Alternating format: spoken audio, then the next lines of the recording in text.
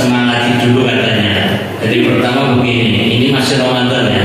Sebelum saya tutup, ini dia Ramadan, walaupun kurang 2 hari atau 3 hari tetap semangat gitu. Dan Ramadan ini istilahnya Syahrul Mubarak, bulan penuh berkah. Maka saya bilang Ramadan, jawab sambil angkat tangan, Syahrul Mubarak. Jangan nggak angkat tangan, nggak mau pulang berarti. Ini katanya penyemangat aja. Coba pertama Syahrul Mubarak. Ya nanti sebentar sabar. Yang kedua Syahrul Ghufran, ya, bulan ampunan. Yang ketiga Syahrul Quran, bulan Quran.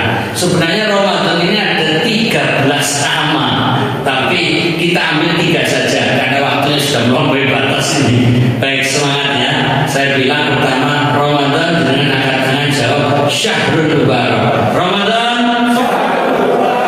berarti melek mau pulang. Yang kedua Syahrul Ghufran, bulan ampunan. Ramadan, betul-betul kompak sekali. Yang terakhir Syahrul Quran. Ramadan, atur sudah jazakumullah khairan. Mudah-mudahan tetap semangat. Mana semangatmu? Takbir. Ya, sampai jumpa lagi dan saya ucapkan taqabbalallahu minna wa minkum. Mudah-mudahan amal ibadah kita diterima Allah Ta'ala, khususnya puasa, siam, qiyam, dan amalan yang lain. Kita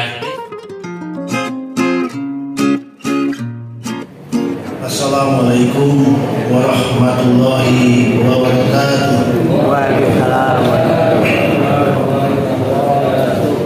Innal hamdalillah nahmaduhu wa nasta'inuhu wa nastaghfiruh wa na'udzu billahi min shururi anfusina wa min sayyiati a'malina.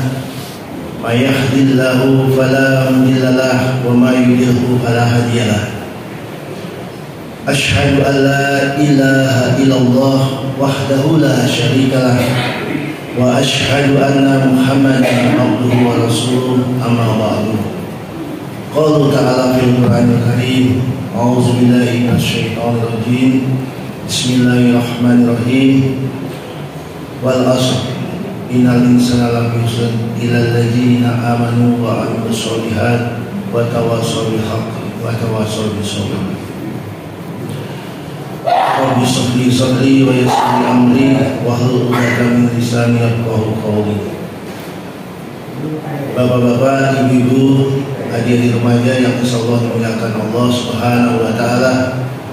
Marilah kita bersama-sama memanjatkan puja dan puji syukur atas nikmat yang Allah berikan kepada kita semua, baik nikmat iman, nikmat Islam, nikmat sehat walafiat, dan nikmat sempat, sehingga kita bisa hadir di tempat yang mulia ini untuk tabur ilmi, menambah ilmu agama kita agar bisa menjalani kehidupan ini dengan tenang dan tentram. Salawat serta salam tetap tercurahkan kepada junjungan kita baginda Nabi besar Muhammad sallallahu alaihi wasallam, yang insya Allah kita semua yang ada di sini pada saatnya nanti insya Allah mendapatkan syafaat dari yaumul qiyamah. Pada hari ini Jumat tanggal 28 Maret 2025, seperti biasa ada kajian yang akan diisi tentang tafsir Al-Quran surat Al-Baqarah yang akan disampaikan oleh Al-Mukarram Ustaz kita Bapak Haji Furqan Hasbi MPD. Namun sebelum dimulai acara tersebut ada beberapa pengumuman dari panitia Ramadan. Yang pertama, pada hari ini nanti pada sholat asar pada pukul 13.30 akan ada pembagian paket duafa dan fakir. Ya, 15.30. Nanti bagi bapak-bapak dan ibu-ibu yang sudah ditunjuk sebagai panitia mohon untuk hadir. Terus yang kedua adalah pelaksanaan zakat fitrah yang akan dilaksanakan pada tanggal 30 Maret 2025 hari Ahad. Itu dimulai dari jam 9 sampai selesai. Jadi Bapak Ibu yang akan menjakarkan wajibannya bisa dipasrahkan atau diserahkan ke panitia zakat Masjid Baitul Syukur. Terus yang ketiga, nanti malam akan ada kataman yang kedua di bulan Ramadan ini. Untuk itu Bapak-bapak dan Ibu mohon untuk hadir. Yang keempat, pelaksanaan sholat Idul Fitri yang akan dilaksanakan pada hari Senin tanggal 31 Maret 2025 yang akan dipimpin oleh Khatib Dr. Kiai Haji Buja Pasori Mujahid MAG ya Pak ya. Itu dimulai pada pukul 6 pagi di Jalan Matoa Raya. Untuk itu mari semuanya berbondong-bondong untuk bisa menghadiri sholat Idul Fitri 1446 Hijriah. Terus kajian berikutnya pasca Idul Fitri akan kita liburkan selama 2 pekan. Jadi dua Jumat kita libur, sementara libur karena libur Lebaran. Mungkin itu yang kita bisa sampaikan. Untuk selanjutnya marilah kita membacakan surat Al-Fatihah. Mudah-mudahan kita bisa mulai dengan kajian pada pagi hari ini. Marilah kita baca surat Al-Fatihah. Bismillahirrahmanirrahim. Alhamdulillahirabbil alamin. Arrahmanirrahim. Maliki yaumiddin. Iyyaka na'budu wa iyyaka nasta'in. Ihdinas siratal mustaqim. Siratal ladzina an'amta 'alaihim ghairil maghdubi 'alaihim waladdallin. Amin. Kepada beliau Bapak Ustaz kita Bapak Haji Burhan Hasbi MPI, kepada beliau waktu dan tempat kami. Bismillahirrahmanirrahim. Assalamualaikum warahmatullahi wabarakatuh. Waalaikumsalam warahmatullahi wabarakatuh. Alhamdulillah wassalatu wassalamu ala Rasulillah. La haula wala quwwata illa billah. Mari kita berbanyak syukur pada Allah Ta'ala dan berbanyak sholawat untuk Rasulullah Muhammad SAW. Pada pagi hari ini kajian tafsir terakhir di bulan Ramadan. Dan habis itu libur berapa lama ini? Setengah bulan insyaAllah. Jadi pada kesempatan kali ini kita akan melanjutkan bacaan tafsir surat Al-Baqarah di halaman 145. Silakan Bapak Ibu yang sudah punya bukunya bisa melihat di ayat paling bawah itu, yaitu ayat 65 sampai 66 dari surat Al-Baqarah. Mengawalinya dengan membaca 2 ayat tersebut, lalu nanti kita akan baca terjemahannya. Ada juga keterangan ringkas dari 2 ayat tersebut, baru tafsirnya dengan menggal beberapa kalimat atau ayat, baru nanti sedikit ada tambahan-tambahan yang berkaitan dengan tafsirnya. Baik, kita mulai. A'udzu billahi minasyaitonir rajim. A'udzu billahi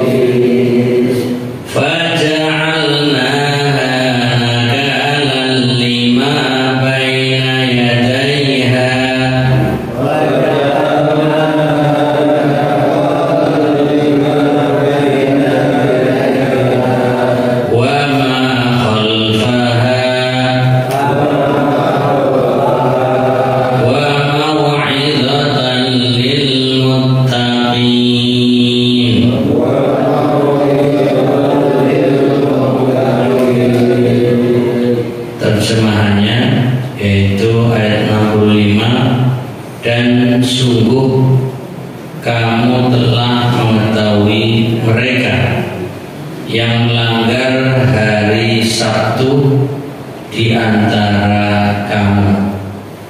Lalu kami berfirman kepada mereka, jadilah kamu kera yang hina.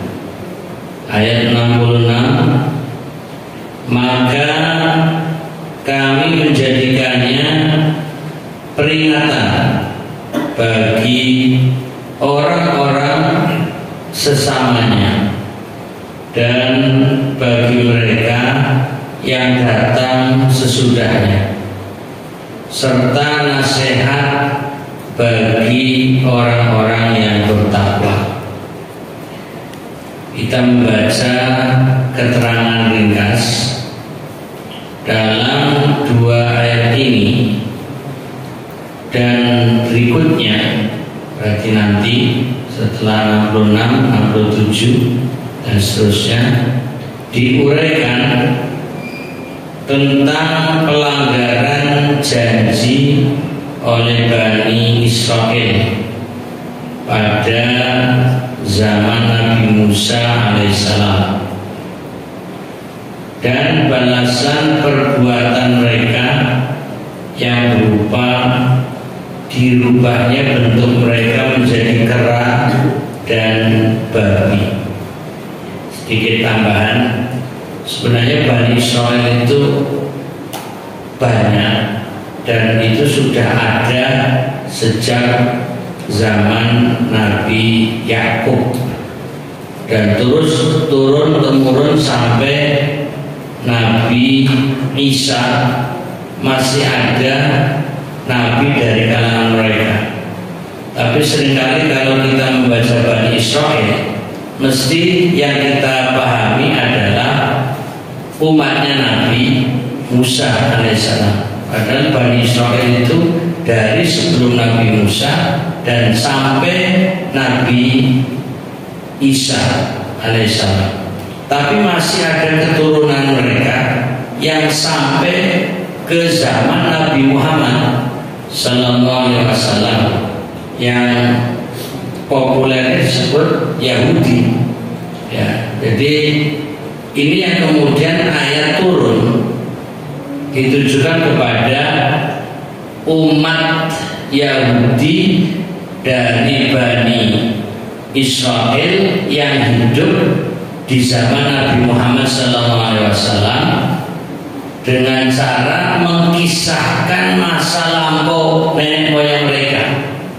Jadi ayat ini turun untuk mengajak Bani Israel atau singkatnya Yahudi agar merenung, ya, kemudian untuk menerima kebenaran yang disampaikan oleh Nabi Muhammad SAW, alias singkatnya diajak masuk Islam, iman Al-Quran, iman Nabi Muhammad, dan kembali ke ajaran yang benar sesuai ajaran Nabi Musa alaihissalam.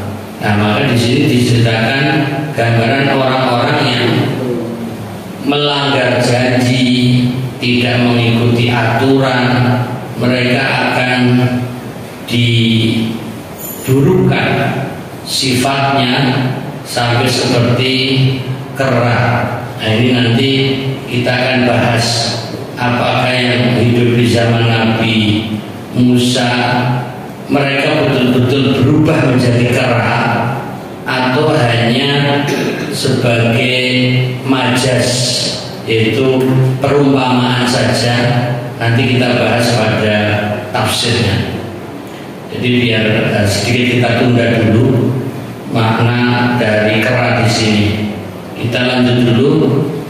Alangkah patutnya, ya, keturunan mereka yang hidup di masa turunnya Al-Quran dan hidup berbaur dengan kaum Ansor. Jadi kalau kita dengan kaum Ansor berarti penduduk Madinah.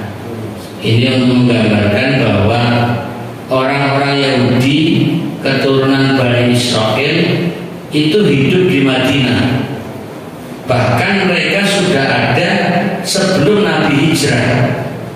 Sebelum Nabi Muhammad SAW tinggal di kota Madinah, memang mereka sudah hidup duluan di Madinah.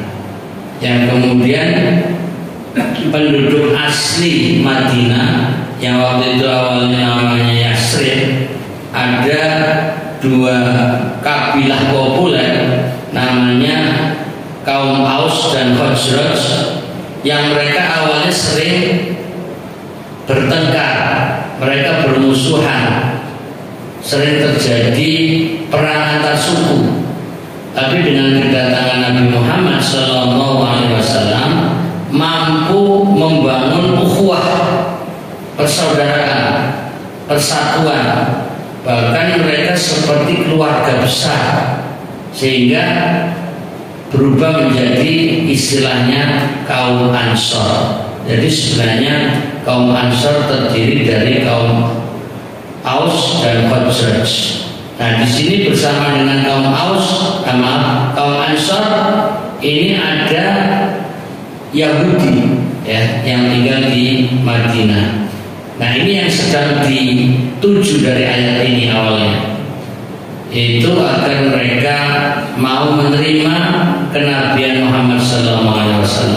Selanjutnya saya baca ulang bahwa alangkah patutnya keturunan mereka yang hidup di masa turunnya Al-Quran dan hidup berbaur dengan kaum Ansor untuk tidak mengingkari, menerima kenabian Muhammad SAW, tidak senantiasa bersikap kafir. Artinya biar mereka beriman dan tidak membenarkan ajaran yang beliau bawa, karena dikhawatirkan mereka ini akan terkena kemurkaan Allah yang tak terelakkan. Harapannya dengan ayat yang menggambarkan kemurkaan Allah, mereka mau masuk Islam, beriman, tunduk patuh kepada syariat Allah. Lalu diumpamakan atau dicontohkan di masa lalu nenek moyang mereka yang dijadikan kera. Bahkan sebagian nanti ada disebut seperti babi. Di antara janji-janji yang dilanggarnya ialah mereka melanggar ketentuan hari Sabtu. Nah, ini salah satu pelanggaran yang dilakukan Bani Israel, yaitu yang hidup di zaman Nabi Musa, melanggar aturan mereka mencari ikan di hari Sabtu. Ya. Ketika itu Nabi Musa alaihissalam melarang mereka bekerja pada hari Sabtu. Jadi kalau hari Sabtu libur ini berarti sebenarnya tujuannya untuk ibadah, dan itu syariatnya Nabi Musa. Tapi kalau sekarang libur untuk kemana ini? Nah, berarti libur ini seperti Bani Israil kalau libur Sabtu. Nah, dan mewajibkan taat kepada Allah. Jadi hari Sabtu itu hari ibadah, giat melakukan ibadah guna menghidupkan jiwa agama dalam hati mereka. Jadi ada hari khusus ya, untuk ibadah. Kalau di umat Islam hari Jumat, ya. Kalau di Indonesia yang hari Ahadnya dijadikan hari kaum Nasrani. Nah, uniknya di Indonesia mayoritasnya umat Islam liburnya hari Ahad plus Sabtu, berarti gabungan Yahudi dan Nasrani gitu. Nah, ini jadi mengkhususkan hari Sabtu untuk ibadahnya Yahudi, ya, kemudian meliburkan hari Ahad menjadi liburnya Nasrani. Nah, seharusnya umat Islam itu hari Jumat. Tapi prakteknya tidak demikian. Yang masih menggunakan libur hari Jumat itu di pondok pesantren. Seperti saya dulu waktu masih di pesantren, liburnya ya hari Jumat, malah justru hari Ahad masuk. Dan ini juga dulu waktu saya masih mahasiswa kuliah di Arab Saudi, itu liburnya hari Kamis dan Jumat. Ya, jadi alasannya Nabi itu sering pergi hari Kamis, kemudian Jumat khusus untuk ibadah. Jadi hari Sabtu masuk, ya, hari Ahad masuk. Itu yang dulu pernah saya alami selama 5 tahun di kota Madinah ketika masih mahasiswa. Ya, walaupun mungkin sekarang ada perubahan, nggak tahu. Tapi intinya ini untuk menggambarkan bahwa hari Sabtu libur itu sebenarnya awalnya syariat Nabi Musa baik-baik saja, tapi malah justru mereka malah melanggar, suruh libur nggak mau gitu, malah mereka bekerja. Nah di sini yang kemudian menjadi penyebab murkanya Allah. Dan tujuan libur itu untuk ibadah, ya. Kemudian ada tambahan memperlemah sifat rakus kepada mencari serta menumpuk harta benda dunia. Jadi biar hidupnya itu tidak hanya kerja gitu. Jadi perlu ada istirahat, perlu ada fokus untuk ibadah, meraih kebahagiaan akhirat. Tetapi mereka dibolehkan bekerja penuh pada 6 hari lainnya. Jadi dalam sepekan liburnya hanya hari Sabtu. Ya. Tapi apa yang terjadi? Mereka mendurhakai perintahnya. Inilah Bani Israel, melewati batas larangan agama dan melanggar hari Sabtu. Jadi hari Sabtu ini memang hari yang disebut dalam Al-Quran. Mereka kemudian menyebutnya Sabat, ya, hari Sabat, hari Sabtu.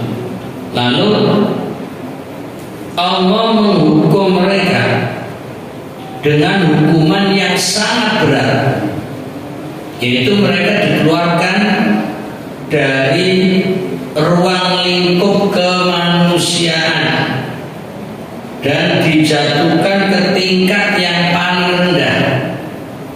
Mereka dijadikan bersifat seperti binatang, bukan binatang yang paling baik, tetapi binatang yang paling jelek, melompat seperti kera dan rakus seperti babi, jauh dari sifat-sifat luhur kemanusiaan.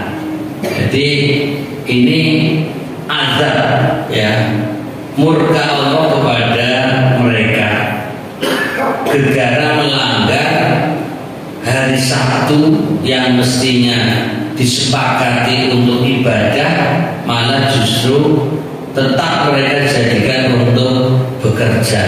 Nah nanti ada latar belakang kenapa mereka melanggar. Jadi yang sering kita dengar dan nanti ada sedikit keterangan bahwa pada hari Sabtu dilarang untuk kerja. Nah salah satu pekerjaannya itu mencari ikan. Nah pas hari libur hari Sabtu malah justru ikannya banyak itu loh. Nah ini yang bikin tergoda gitu. Jadi kadang-kadang akhirnya maklum juga gitu. Satu sisi kita menganggap mereka melanggar aturan, iya betul. Tapi kenapa melanggar? Ya ternyata ketika hari kerja di antara yang dicari adalah ikan, nggak banyak kelihatan ikannya. Tapi begitu pas hari libur hari Sabtu malah ikannya banyak. Nah ini yang kemudian mereka yang penting kan dapat ikan, dapat penghasilan. Nah ini yang mereka lakukan. Lama-lama ketika dilarang, mereka akal-akalan masang biar pas hari Sabtu ikannya masuk. Alasannya kita kan nggak kerja, cuma jarinya yang kerja. Nah ini akal-akal mereka.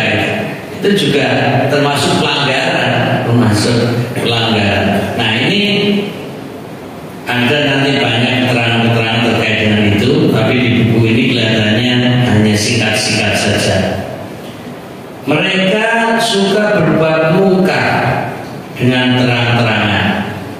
Ini diantara pelanggaran mereka, tanpa rasa malu sedikit pun, sehingga oleh orang yang berbudi baik, ya, mereka dipandang rendah dan dianggap tidak pantas diajak bergaul dan bersahabat. Jadi kalau diurut dari nenek moyangnya sudah suka melanggar, suka berbuat muka, itu nanti sampai anak keturunannya ada saja yang menyerupai nenek moyang, ada gen buruk gitu di mereka. Makanya ada yang mengatakan tidak pantas kita bergaul dengan mereka karena mereka memiliki sifat atau karakter yang buruk dan rendah. Nah ini singkat keterangan ringkas dari 2 ayat di atas. Kita masuk tafsirnya. Di huruf A ini terjemahan dari ayat walaqad alimtum alladzina tadaw minkum fisabti, dan sungguh kamu telah mengetahui mereka yang melanggar hari Sabtu di antara kamu. Sungguh, ini keterangannya, kamu telah mengetahui cerita orang-orang di kalangan kamu yang melanggar hukum yang telah ditentukan dalam kitab Taurat. Di samping itu, mereka melanggar larangan untuk tidak bekerja mencari kepentingan duniawi dan beribadah saja pada hari Sabtu. Jadi 1 pekan ya 7 hari. Nah 6 hari silakan untuk bekerja mencari harta kepentingan dunia, tapi ambil 1 hari saja, yaitu Sabtu, untuk ibadah tanpa bekerja, tanpa memikirkan dunia. Jadi 1 hari untuk fokus ibadah. Nah ini kalau kita keluar dari tafsir ayat ini, seperti pas di bulan Ramadan ini, ibaratnya kita 1 tahun ya untuk ya menjalani kehidupan dunia. Nah diminta 10 hari saja untuk iktikaf kayaknya. Itu kan ibaratnya ada kesamaan, fokus untuk ibadah saja. Maka tinggal di masjid dari tanggal 20 malam 21 sampai akhir Ramadan, yaitu 10 hari. Ini tujuannya adalah biar melepaskan urusan dunia. Tapi prakteknya kita tidak semuanya mampu. Tapi ini tidak wajib ya, tapi hanya sebagai anjuran. Nabi Muhammad SAW sendiri betul-betul mencontohkan ya, berarti 10 hari tanpa keluar masjid kecuali hanya untuk umpamanya wudu atau mungkin untuk buang hajat ya, kemudian hal-hal yang darurat. Tapi urusan makan, minum, tidur itu betul-betul berada di masjid selama 10 hari. Itu untuk menggambarkan ada waktu ya di kalangan umat Islam juga khusus ibadah, gak mikir dunia. Itu teorinya. Jadi tujuannya adalah betul-betul untuk mengosongkan ya pikiran dari urusan dunia. Tapi ternyata kita pun belum semuanya mampu seperti yang diharapkan oleh Nabi Muhammad SAW. Nah ini ya kita tidak terus menyamakan dengan Bani Israel. Kalau Bani Israel memang Sabtu wajib libur, yaitu wajib ibadah, tapi mereka melanggar. Kalau itikaf kan sunnah. Kemudian keterangan selanjutnya mengenai hal ini terdapat pada surat Al-A'raf. Nah ini coba kita cek surat Al-A'raf, surat yang ke-7. Ini bisa dibuka di ayat 163. Coba mungkin yang punya HP ada aplikasi Al-Qur'annya, bisa dicek surat ke-7 ayat 163. Untuk surat Al-A'raf ya, surat ke-7 ayat 163.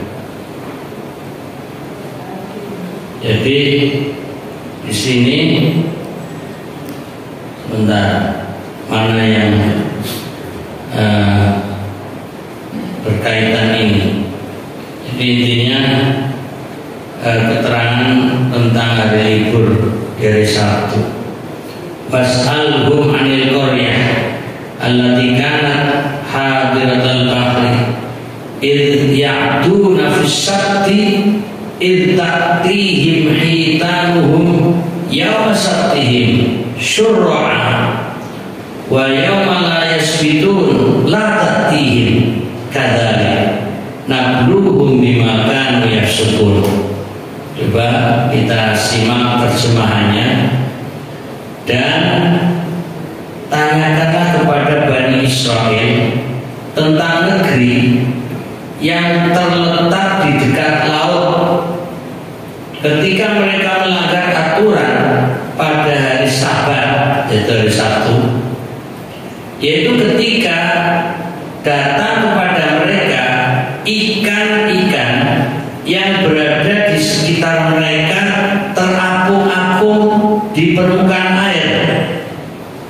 Padahal pada hari-hari yang bukan Sabat, bukan hari Sabtu, ikan-ikan itu tidak datang kepada mereka. Nah, ini kan bikin gemes mereka juga ya.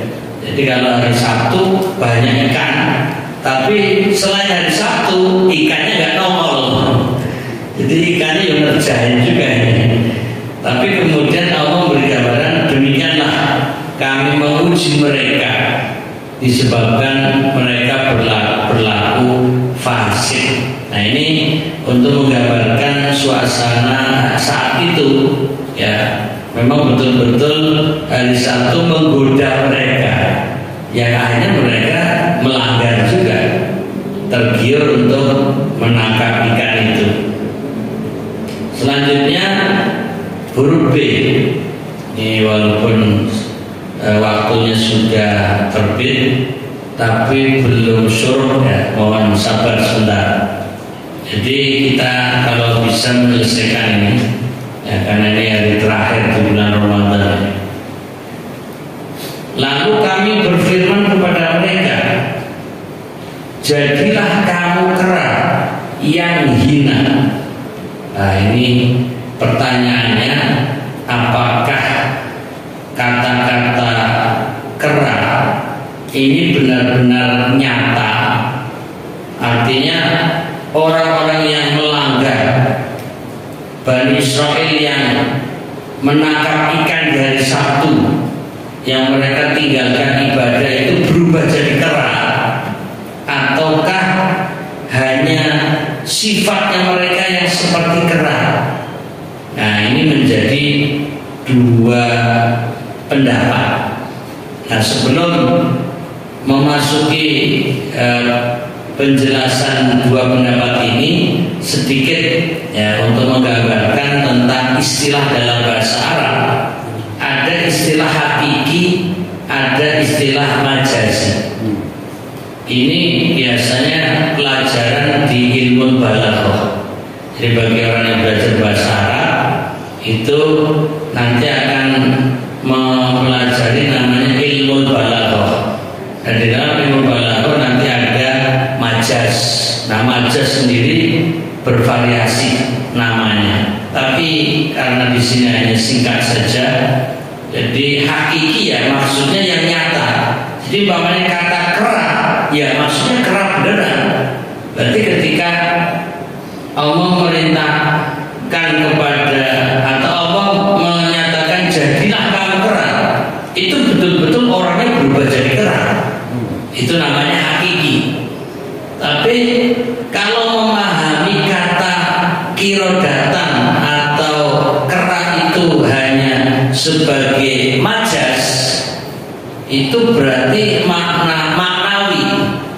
Maknanya adalah hanya sifatnya. Jadi bukan kemudian wajahnya berubah jadi kerah, lalu tumbuh bulu-bulu seperti halnya kerah, badannya juga seperti kerah, lalu punya ekor seperti kerah. Itu tidak demikian kalau memahaminya dengan pendekatan makna majazi. Nah, masalahnya di sini para ulama dalam memahami ayat ini ada dua pendapat. Pendapat yang pertama, yang berubah itu hatinya, sifatnya, pola pikirnya. Ini berarti pendekatan dengan majazi.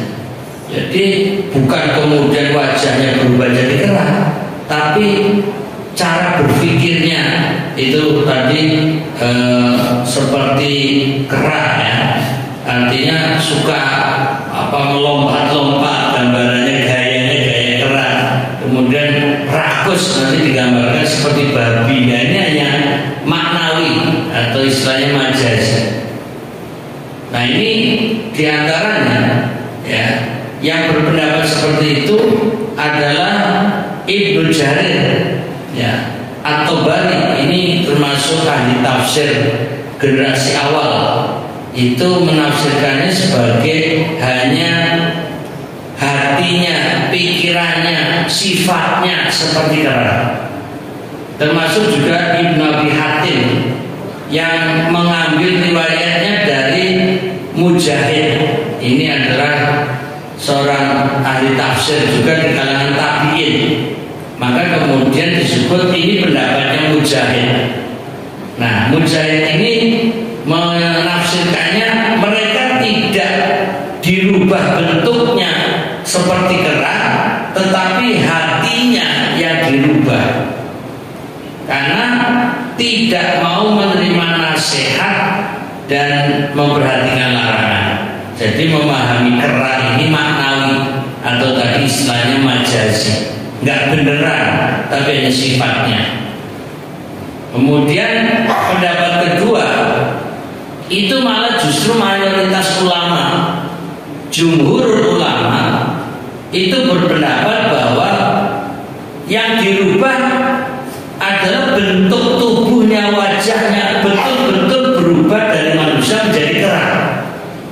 Ini malah mayoritas yang memahami bahwa ketika Allah berfirman ya dengan kata-kata kunu kirodah ya khosiin ya, yaitu jadilah kamu kerah yang hina, itu berubah langsung. Nah, ini mayoritas ulama. Tapi secara singkat, buku ini cenderung pendapat yang pertama. Jadi tafsir Al-Marwazi yang sedang kita baca lebih condong kepada pendapat pertama, yaitu hanya maknanya, bukan Bani Israil yang waktu itu melanggar langsung berubah jadi kerah. Itu tadi kalau kita baca di halaman 146 sudah bisa mengambil kesimpulan penulis buku ini. Coba lihat lagi di halaman 146 paling bawah. Mereka dijadikan bersifat seperti itu binatang, bukan binatang yang paling baik. Ini hanya menggambarkan, tapi intinya bahwa hanya sifatnya yang berubah Jadi cara berpikirnya hanya urusan makan, minum, ya tidak berpikir tentang kehidupan akhirat. Itulah binatang. Jadi ini dua pendapat. Dan justru yang mayoritas itu mengatakan berubah kera beneran. Tapi sekalipun jumlah ulama banyak mengatakan berubah bentuknya, tapi penulis buku tafsir Al-Barawi ini memilih pendapatnya Mujahid yang minoritas, karena menurutnya lebih layak, lebih cocok ditafsirkan hanya sifatnya. Nah, coba nanti kalau kita baca lebih lanjut, ya, membandingkan gambaran itu. Nah, itu tadi ada Allah telah menampakkan keadaan mereka seperti kera. Nah, ini untuk alasan kenapa tidak bentuknya berubah menjadi kera, tapi hanya seperti.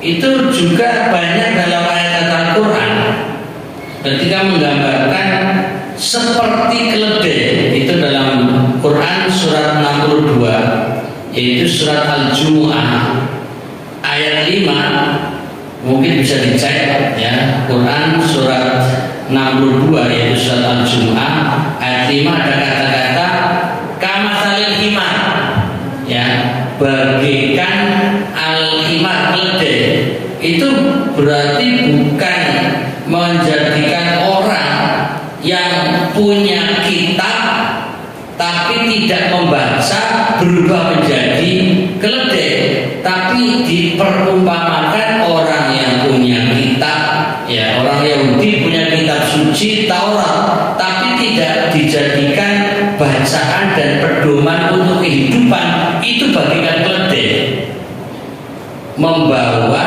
tapi tidak membaca. Nah, ini mau mengkaitkan dengan umat Islam. Kalau orang Islam punya Al-Quran tapi tidak membacanya, punya Al-Quran tidak menjadikan pedoman hidupnya, maka seperti kamatsalil himar, seperti keledai. Waspadalah, jangan sampai umat Islam seperti orang Yahudi yang digambarkan kamatsalil himar. Nah, ini bukan berarti kemudian orang Islam yang tidak membaca Al-Quran nanti berubah jadi keledai, kan begitu? Tidak seperti itu. Sebagaimana orang-orang Yahudi yang tidak membaca Taurat kemudian berubah jadi keledai, hanya diperumpamakan, diserupakan sifatnya. Nah, ini juga ketika Allah memerintahkan mereka berubah menjadi kera, itu artinya menjadikan mereka sifatnya seperti kera. Nah, itu jadi bukan wujudnya atau bentuknya. Nah, ini awal mula penafsiran ini dari Mujahid. Nah, ini seorang tabi'in yang ahli tafsir. Tapi tadi jumhur berpendapat itu benar-benar bentuknya mereka berubah menjadi kera. Diriwayatkan bahwa orang-orang yang dirubah bentuknya ini tidak berketurunan. Nah, mereka setelah melanggar karena mencari ikan di hari Sabtu langsung berubah jadi kera. Ini pendapat yang betul-betul menganggap hakiki. Jadi menafsirkan ayat dengan hakiki, nyata. Dan mereka tetap tidak berketurunan, makan, minum, dan usianya tidak melebihi 3 hari. Jadi setelah berubah menjadi kera, mereka wafat, mati. Nah, ini sehingga tidak ada keturunannya lagi yang kemudian berubah menjadi kera. Ini versi jumhur ulama. Justru ini mayoritas. Lalu ada tambahan lagi dan ayat lain yang senada dengan ayat ini ialah firman Allah dalam Quran surat kelima ayat 60, surat Al-Maidah. Coba dicek surat Al-Maidah ayat 60. Di sana ada kata-kata wa ja'ala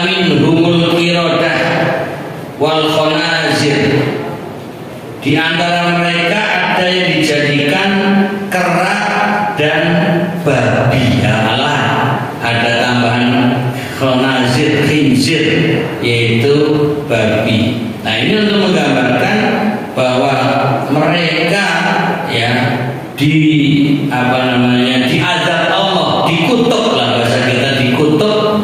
Ada yang menafsirkan benar-benar jadi kera, kemudian juga ada seperti babi, ya. Tapi ada yang menafsirkan itu majazi, itu maknawi, bukan wujudnya yang berubah, tapi hanya sifatnya yang seperti kirdun atau kera atau khinzir seperti babi.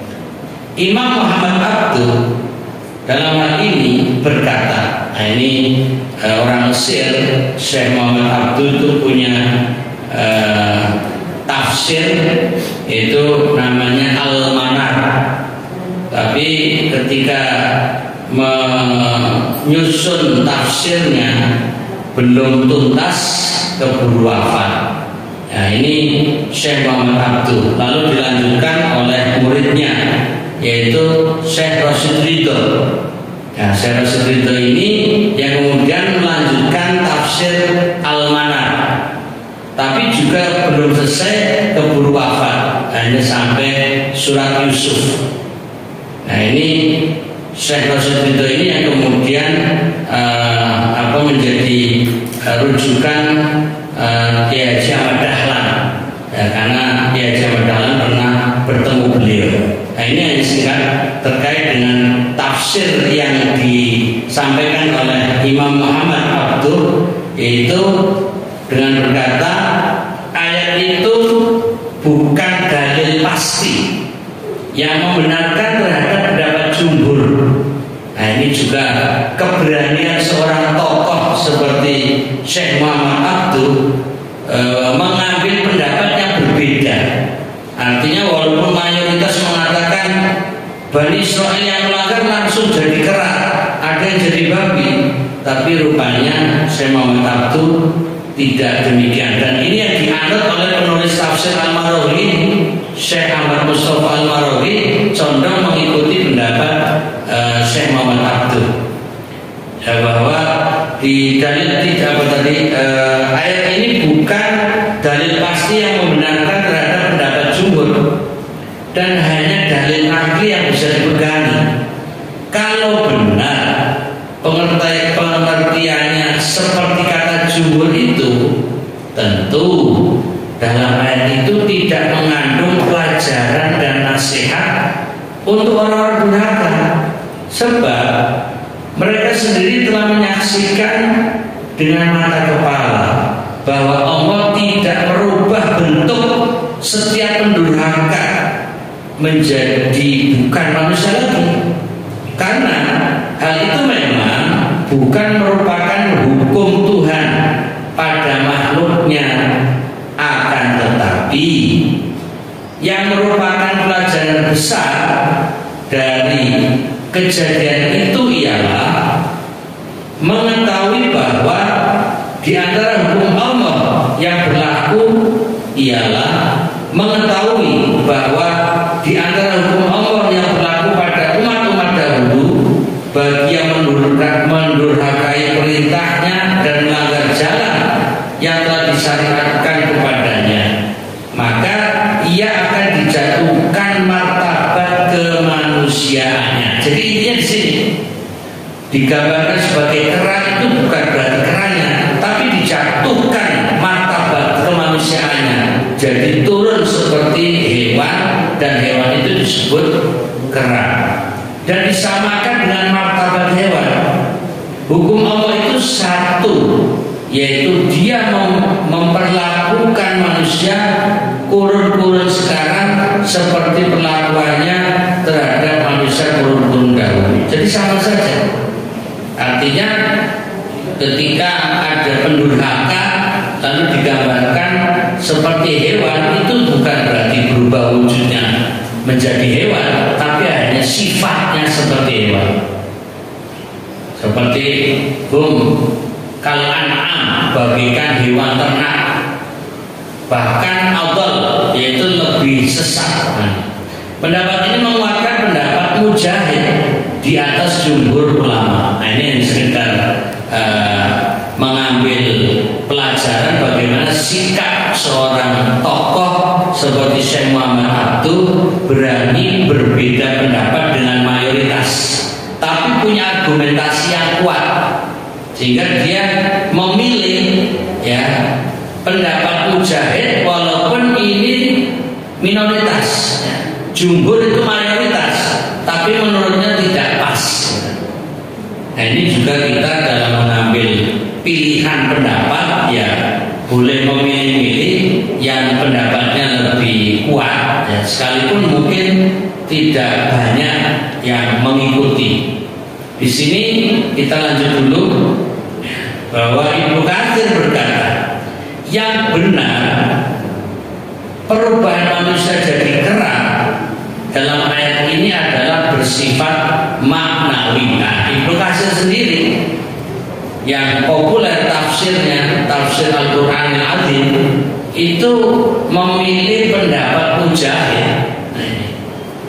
Bukan perubahan bentuk sebagaimana pendapat yang lain. Nah, ini juga berarti Muhammad Abduh itu mengambil pendapatnya Mujahid. Mujahid ini seorang tabi'in, dan ini juga yang dipilih oleh Ibnu Katsir dalam tafsirnya. Dan buku yang kita baca, tafsir Al-Marabi, itu mengutipnya dari Muhammad Abduh, dan Muhammad Abduh itu juga membaca tafsir Ibnu Katsir yang rujukannya adalah Mujahid. Jadi walaupun ini minoritas, tapi lebih cocok untuk diambil. Kesimpulannya bukan berubah jadi kera beneran, tapi hanya sifatnya saja, seperti sifat hewan, dan itu seperti kera. Selanjutnya, ini tinggal sedikit, maaf mundur sedikit. Ini hari terakhir misalnya, mau libur. Huruf C. Maka kami menjadikannya peringatan bagi orang-orang sesamanya dan bagi mereka yang datang sesudahnya, serta nasihat bagi orang-orang yang bertakwa. Maka kami jadikan hukuman ini sebagai pelajaran bagi orang yang mengetahuinya, yakni ia tercegah dari melanggar hukum-hukum Allah, baik bagi orang yang sezaman dengan peristiwa ini maupun orang-orang sesudahnya sampai hari kiamat. Juga merupakan nasihat bagi orang-orang bertakwa, karena orang yang bertakwa mau menjadikannya sebagai peringatan dan menjauhkan diri dari hukum Allah yang ia takut melanggarnya. Nah, ini seperti kita siang Ramadan tujuannya untuk mendapat ketakwaan. Maka kalau kita sudah meraih takwa, bisa selalu mengambil pelajaran-pelajaran dari Al-Quran. Nah, maka di sini ada ayat 187 dari surat Al-Baqarah, dan ini ayat puasa sebenarnya. Di sana ada penggalan ayat dari uhillalakum lailatas syiyamir rafathu ila nisaikum. Sebenarnya ayatnya bicara tentang hukum apa hubungan suami istri malam Ramadan. Ya, dihalalkan, uhillalakum, dihalalkan bagi kalian. Tapi kemudian nanti ayatnya juga ada kandungan etikaf. Kemudian ada pesan tilka hududullah fala taqrabuha. Itulah batasan-batasan Allah, aturan-aturan Allah, maka janganlah kalian mendekatinya atau melanggarnya. Jadi kesimpulannya nanti ayat terakhir adalah la'allahum yattaqun. Mudah-mudahan mereka bertakwa. Jadi orang yang bertakwa tidak akan melanggar aturan Allah. Nah, ini maka dikaitkan ini. Jadi orang takwa ya takut melanggar. Nah, ini karena memang nasihat bagi orang yang bertakwa. Begitu pula dapat dijadikan peringatan oleh orang-orang lain. Mengambil peringatan dengan peristiwa itu yang merupakan hukuman bagi orang terdahulu dan yang datang kemudian tidaklah sempurna kecuali jika peristiwa itu menurut hukum-hukum Allah yang berlaku tentang mendidik jiwa dan bangsa. Karena itu pendapat mujahid di atas lebih layak diterima kebenarannya. Jadi muter-muter agak panjang, ujung-ujungnya ingin mempertegas, pilihlah pendapat mujahid, yaitu bukan berubah menjadi kera, tapi hanya sifat hewan seperti kera. Lebih-lebih dalam hal ini tidak ada keterangan jelas yang mengatakan bahwa perubahan itu mengenai rupa dan tubuh, yaitu menjadi kera. Demikian, masih ada ayat yang panjang lanjutannya. Insya Allah kita lanjutkan di bulan depan. Ya, nggak tahu Syawal atau malah Dzulqa'dah, nanti kita lihat. Demikian Bapak Ibu. Nah, sebelum saya akhiri, ya kita semangati dulu katanya. Jadi pertama begini, ini masih Ramadan ya. Sebelum saya tutup, ini yel-yel Ramadan, walaupun kurang 2 hari atau 3 hari, tetap semangat gitu.